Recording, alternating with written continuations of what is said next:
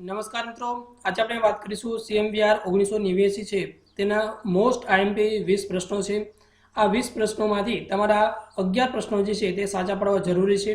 અને મિત્રો આની પહેલા 1 થી 3 જે છે સિરીઝ અપલોડ થઈ ચૂકેલી છે, એ પણ જોવાની આપણે બાકી હોય તો તે પણ જોઈ લેશો। તો મિત્રો હવે શરૂઆત કરી આજના વિડીયોની, જે આવનારી RTOની એક્ઝામ માટે ખૂબ જ ઇમ્પોર્ટન્ટ વિડીયો છે। તો મિત્રો શરૂઆત કરી આજના વિડીયોની। तो ते पहला मित्रों हजू सुधी जो आपने केडी सोनोग्रा यूट्यूब चैनल जे छे तेने सब्सक्राइब न करी हो तो रेड बटन पर क्लिक करी सब्सक्राइब कर लेशो। त्यारबाद बाजुमां आवता बेल आइकॉन जे छे तेना पर क्लिक करी ऑल नोटिफिकेशन ऑल कर लेशो, એટલે જ્યારે પણ નવો વિડિયો અપલોડ થાય તમને નોટિફિકેશન મળતી રહે।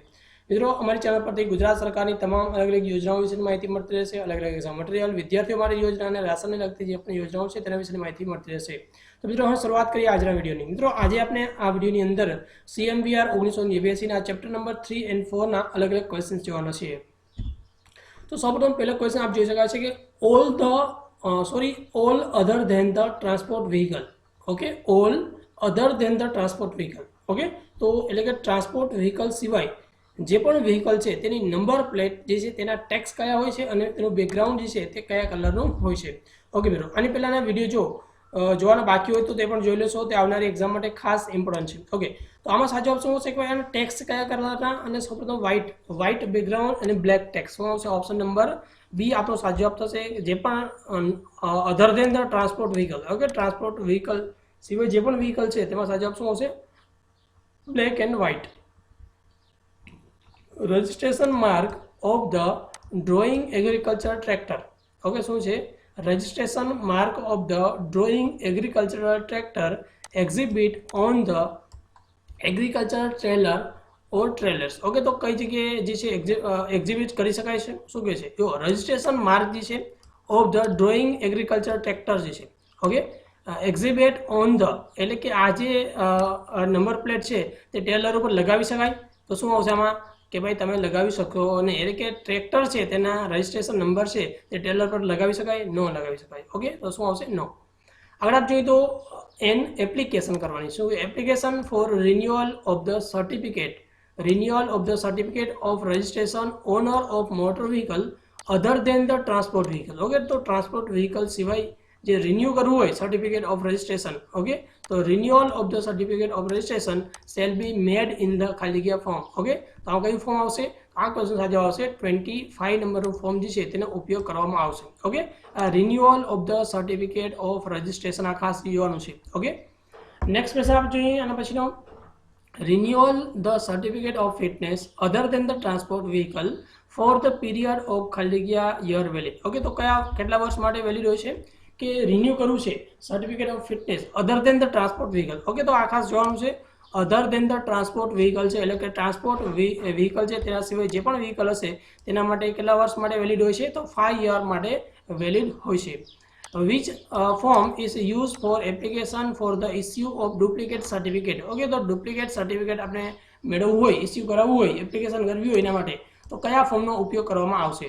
તો આ જે ક્વેશ્ચન છે સાચો આવશે ફોર્મ નંબર 26 જે છે તેનો ઉપયોગ કરવામાં આવશે ડુપ્લિકેટ સર્ટિફિકેટ ઓફ રજિસ્ટ્રેશન માટે। ઓકે, નેક્સ્ટ આપણે જોઈએ તો એન એપ્લિકેશન ફોર જે છે assignment of assign a new registration mark under the rule number 1 of 47 subsection 1 of section 47 made જે છે shall be made in। Okay, તો આ ક્વેશ્ચન છે સાચો જવાબ શું હશે? એપ્લિકેશન કરવાની છે કે ભાઈ ન્યૂ રજિસ્ટ્રેશન માર્ક માટે। ઓકે, તો આ જે ક્વેશ્ચન છે તેનો સાચો જવાબ શું આવશે? કયા ફોર્મ આવશે? Form number 27। ઓકે, શું આવશે 27 નંબરનું ફોર્મ જે છે તેનો ઉપયોગ કરવામાં આવશે કે ભાઈ એક રજિસ્ટ્રેશન માર્ક જે છે તો બીજું રજિસ્ટ્રેશન માર્ક મેળવવું હોય, ઓકે, તો ફોર્મ નંબર 27 જે છે તેનો ઉપયોગ કરે। તો આને યાદ રાખશો કે અહીંયા 47 છે અને 27। ઓકે, તો બંને સાથે યાદ રહેશે 20 તો જે છે એટલે કે અહીંયા 4 છે, અહીંયા 2 આવશે, એટલે કે 7 તમને યાદ રહી જશે। ઓકે, તો 47 અને 27 નંબરનું ફોર્મ જે છે તેનો ઉપયોગ કરવામાં આવશે।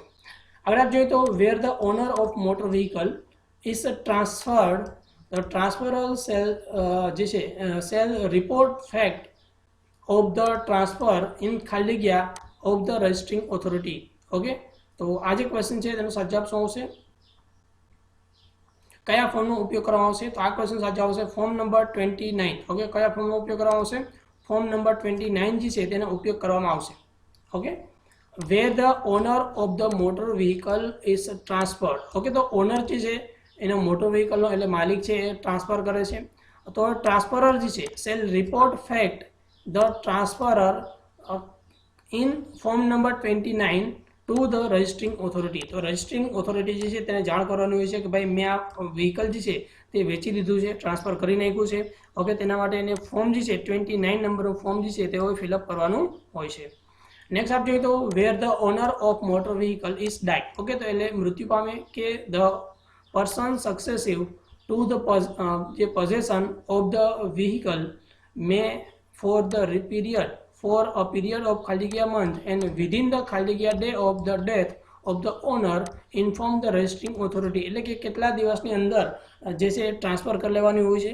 ઓકે, પ્રોસેસ કરી લેવાની હોય છે અને મિત્રો અને જે છે કેટલા દિવસની અંદર ઇન્ફોર્મ કરવાનું છે, ઓનરે જે છે તેના ઇન્ફોર્મ કરવાનું હોય છે કે આ જે ભાઈ છે ડાઇટ થઈ ગયા છે.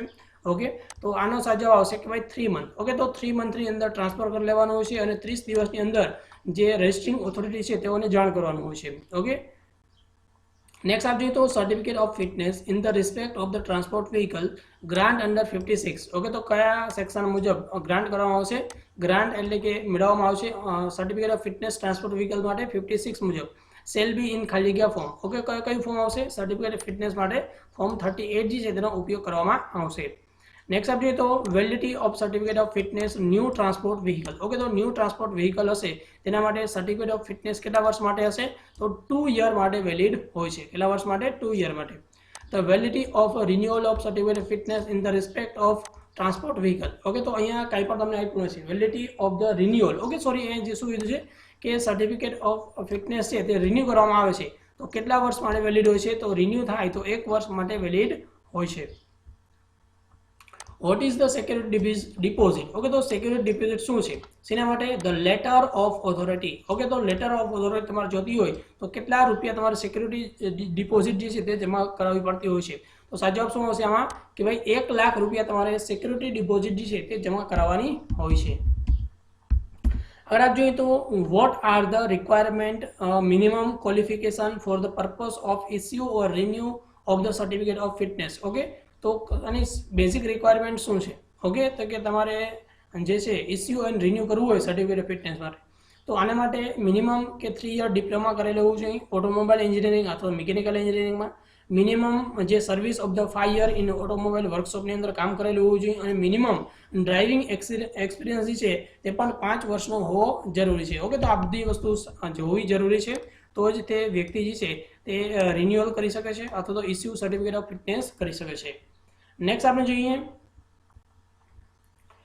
Minimum space required for authorised testing station. Okay, તો ઓથોરાઇઝ્ડ ટેસ્ટિંગ સ્ટેશન સ્થાપવું હોય તો તમારે મિનિમમ કેટલી જગ્યા હોવી જરૂરી છે?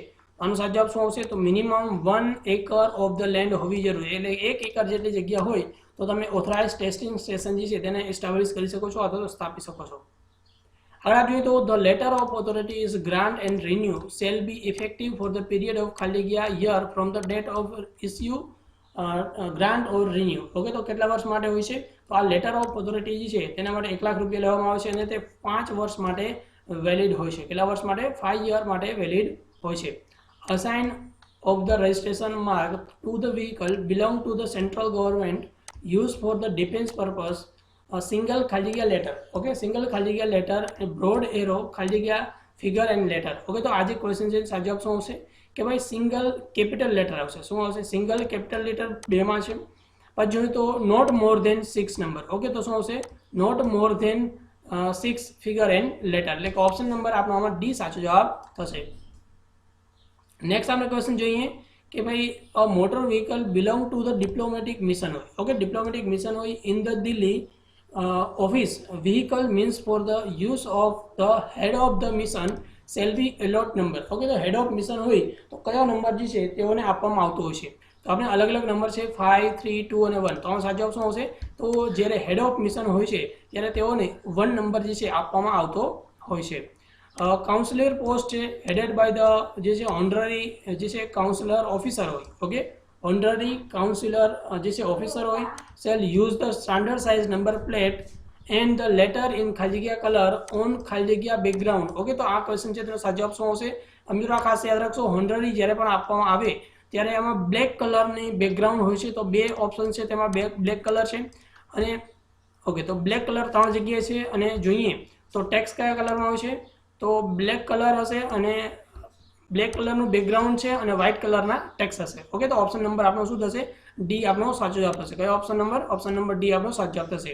નેક્સ્ટ આપ જોઈએ તો a motor vehicle belong to the diplomatic mission in Delhi, registration mark and number shall be display ખાલી જગ્યા બેકગ્રાઉન્ડ. ઓકે, તો આ જે ક્વેશ્ચન છે તેનો સાચો જવાબ શું મળશે કે ભાઈ જે છે motor vehicle belong two diplomatic mission છે, કયું છે, diplomatic mission in Delhi, registration mark and number shall be display on ખાલી જગ્યા બેકગ્રાઉન્ડ. ઓકે, તો આમાં સાચો જવાબ શું આવશે કે ભાઈ ડિપ્લોમેટિક મિશન હશે તો શું આવશે, deep blue background and white text. Deep blue background અને વ્હાઇટ ટેક્સ્ટ આપણો સાચો જવાબ થશે. હવે આપ જોઈએ તો registration of the vehicle home base જે છે નોન ડિપ્લોમેટિક ઓફિસર હોય, diplomatic mission on the counsellor or registration mark and number shall be display on the ખાલી જગ્યા બેકગ્રાઉન્ડ. તો આ જે ક્વેશ્ચન છે તો સાચો જવાબ શું આવશે, light green background and white text. શું કામ કે હોમ બેઝ છે. ઓકે, તો આમાં light green background and white text આપણો સાચો જવાબ થશે. નેક્સ્ટ મિત્રો, ઓકે મિત્રો, તો આ અલગ અલગ 20 ક્વેશ્ચન્સ હતા. તો આ 20 ક્વેશ્ચન્સમાંથી તમારા કેટલા પ્રશ્નો સાચા પડ્યા છે તે પણ કોમેન્ટમાં જરૂર જણાવશો. મિત્રો, આપણે આ વિડીયો કેવો લાગ્યો તે પણ જણાવશો. બીજા કોઈ પણ સજેશન હોય તો પણ કોમેન્ટમાં જરૂર જણાવશો. ઓકે મિત્રો, વધારે માહિતી માટે તમે અમારો બ્લોગ છે કલ્પેશ સોનગરા જે છે blogspot.com આની પણ મુલાકાત લઈ શકો છો, અથવા તો edu4k. આની પણ મુલાકાત લઈ શકો છો. અને મિત્રો અમારી ટેલિગ્રામ ચેનલ છે ગુજરાત ઓલ યોજના, તેમાં પણ જોડાઈ જશો. જ્યારે પણ કાંઈ પણ નવી અપડેટ આવશે તમારા સુધી આનાથી પહોંચતી રહેશે. ઓકે મિત્રો, આપણે બધાને ખૂબ આભાર. Thanks for watching. Have a nice day.